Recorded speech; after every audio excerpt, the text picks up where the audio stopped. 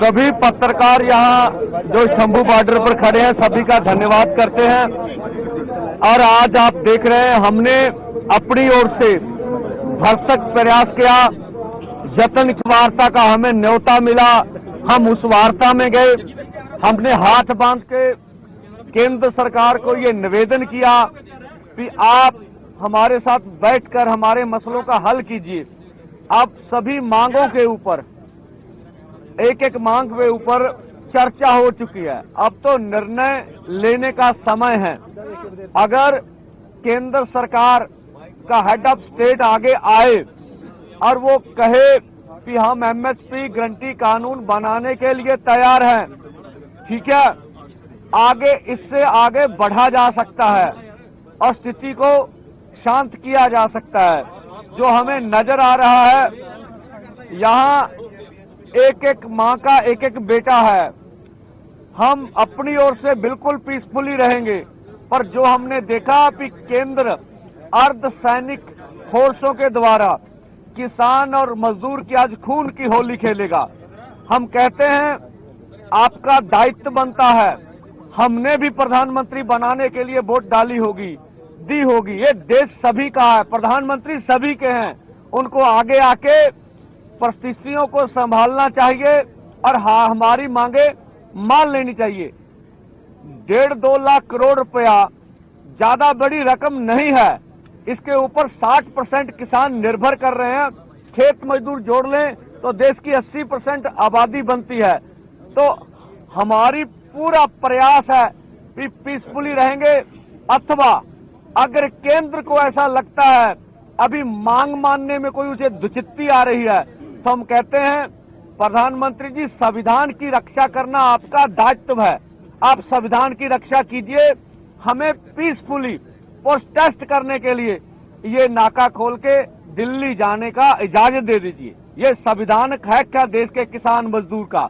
इससे गतिरोध खत्म हो जाएगा। और आगे भी हमारे जवान है, इधर किसान है, वो भी हमारे परिवारों से है, हम भी अपने हैं। इसलिए हम नहीं चाहेंगे कि हम ऐसा कुछ हो तो जो देश को आज दुखद तस्वीरें देखने में सामने आए। और हम अपनी ओर से कोई प्रहार नहीं करेंगे, पीसफुली रहेंगे।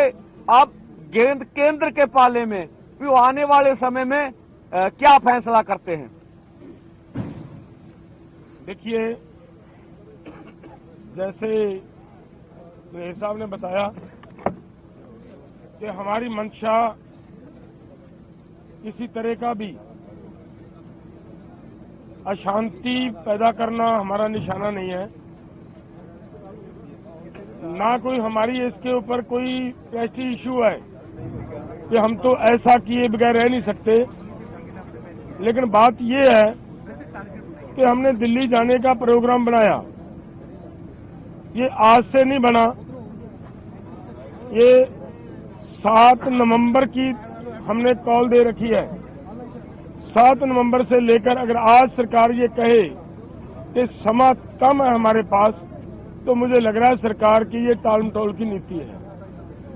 सरकार को ऐसा ना करते हुए देश के किसान मजदूर के पक्ष में फैसला लेना चाहिए। किसान देश का किसान है, देश के किसान ने देश को सेल्फ डिपेंड किया है, दिन रात मेहनतें की हैं। 7 लाख के करीब आज तक किसान सुसाइड कर चुका है। लेकिन ऐसे हालात में भी अगर सरकार किसान से बात करने की बजाय ऐसा प्रबंध करे कि किसानों को रोकने के लिए इतने बड़े बैरिकेड्स लगाएं, तो ये उचित बात नहीं होती।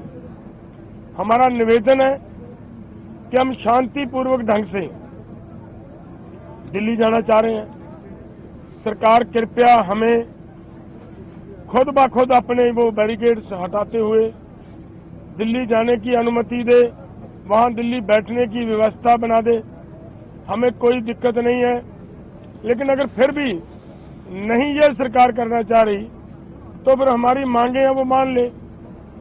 हमारे देश के प्रधानमंत्री जी हैं, हमारी सरकार जो वहाँ दिल्ली में बैठकर बड़े बड़े फैसले लेती है हमारे आम देश, पूरे देश के लोगों के लिए, वो आज अपने किसानों के लिए एक बयान नहीं दे सकते कि भाई किसानों का हम ये मामला उनके फसलों की खरीदी का गारंटी का कानून बनाने के लिए तैयार हैं, बनाते हैं, तो किसान भी शांत रहे।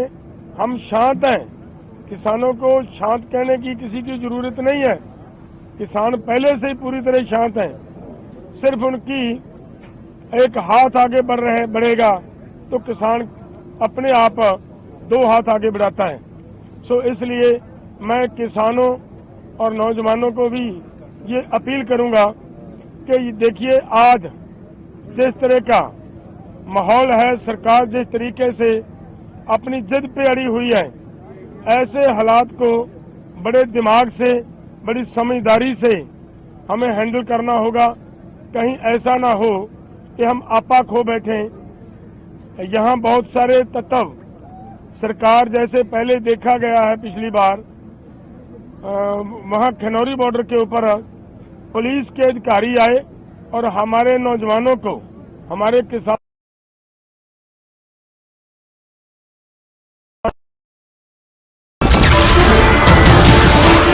नमस्कार, मैं हूं मानक गुप्ता।